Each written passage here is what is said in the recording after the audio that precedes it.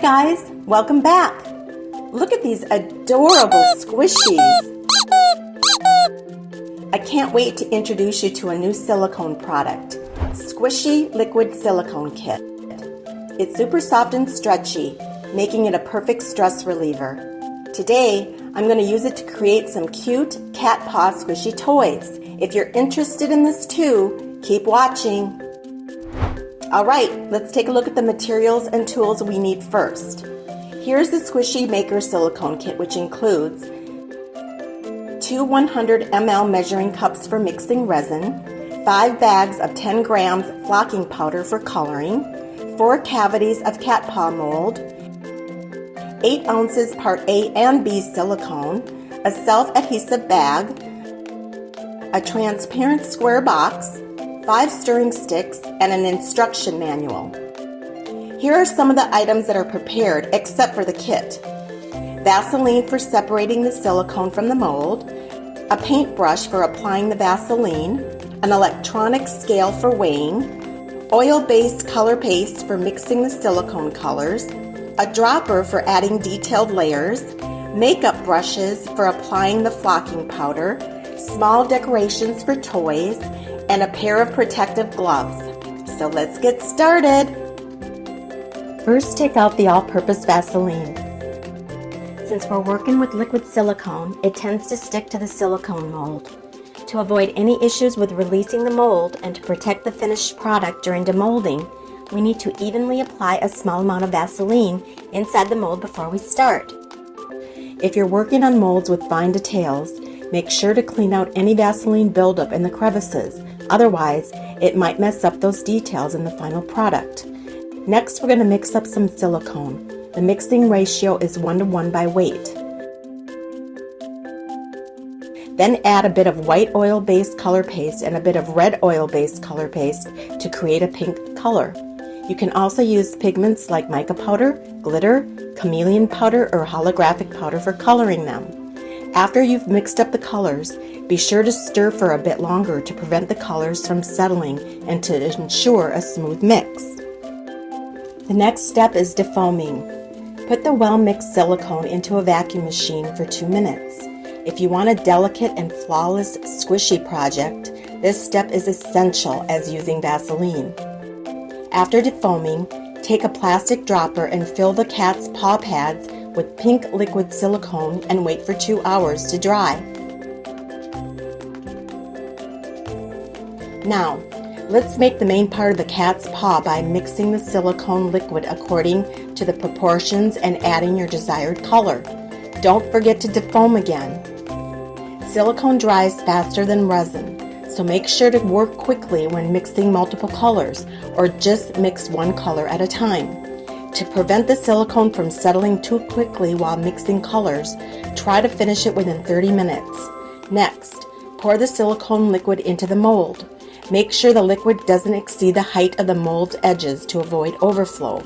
Wait for 2 to 4 hours, then start demolding. When demolding, immerse the project in the water and add some detergent or soap to the water.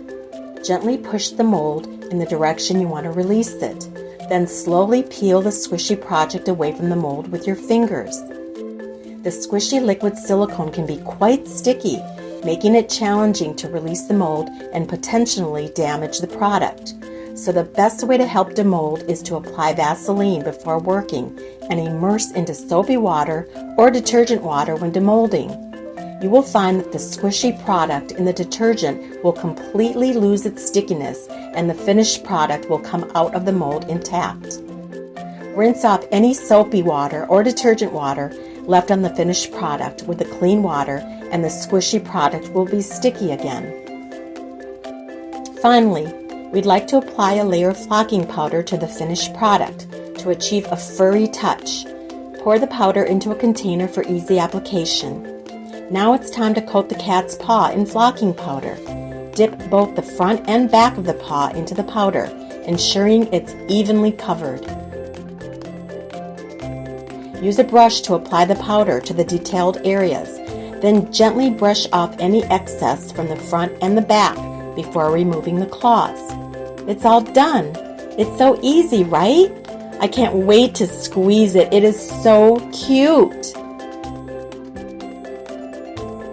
Now, to prevent the powder from sticking to your hands or scattering around while handling it, you can place the squishy product in a plastic bag and add some decorations to make it even more adorable, both inside the bag and on its surface. If you're planning to sell or gift it, give the paw some cute packaging to share the joy with others. To be continued, just stay tuned. In the end, we're going to cover some important points in Q&A format that you won't want to miss if you're into selling, gifting, or making squishy toy products. Question 1. You don't have to worry about silicone molds not being able to make squishy toys. Just make sure to apply a layer of Vaseline to the inside of the mold before work, and nearly all silicone molds can be used for squishy toys. Question 2. Flocking powder can be used to color squishy products, but make sure to apply it evenly for best results. Question 3. If you want to make some cute animal toys or food toys, you can also consider using some resin, soft pottery, clay, or any handmade decorations you can think of to add charm to your squishy products. You can even use some materials like soft pastel, mica powder, chameleon powder, or eyeshadow for makeup to add color after removing them from the mold.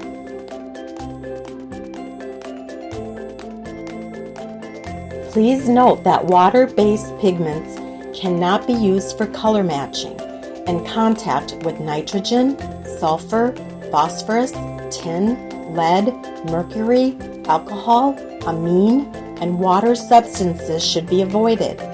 It also cannot be mixed with molds and containers that have been in contact with condensation resin. Common products of these uncontactable substances include photosensitive resins for 3D printing, some clays, UV resin, fiberglass products, plasticine, and some machine models. If contacted, liquid silicone may become sticky, incompletely cured, or even not cured at all. Question 4. The quickest and most effective method to defoam is using a vacuum machine. If you don't have one, you can also place the silicone in a refrigerator to slow down its curing process, which helps air bubbles escape more effectively. Question 5. Please don't use paper towels to wipe the silicone squishy toys, as they will stick to the squishy surface. It is recommended to use a cloth that does not shed scraps, which can be reused, and it is also environmentally friendly. Question 6. The squishy products can get oily over time. To remedy this, simply wash the silicone with detergent or soapy water. Then apply a new layer of powder to maintain its appearance. If you're selling your own squishy toys, be sure to powder them before selling them to prevent them from becoming oily and sticky, which can make them less appealing. Question 7. What should you do if layers of silicone on squishy toys don't stick together? Answer. First, apply a small amount of Vaseline. Using too much can cause it to float on the first layer during curing, preventing the second layer from sticking. Second, when removing the mold, gently lift it up and rub the edges back and forth with your fingertips. Slowly separate the edges instead of pulling or dragging the silicone. And lastly, apply the second layer while the first layer is still slightly tacky. At room temperature, that's around 77 degrees Fahrenheit. It takes about 2 hours to dry. Following these tips, you will get a perfect squishy toy. That's all for today's video. If you have any more questions, feel free to leave a comment. That's all for today's video. See you next time. Bye.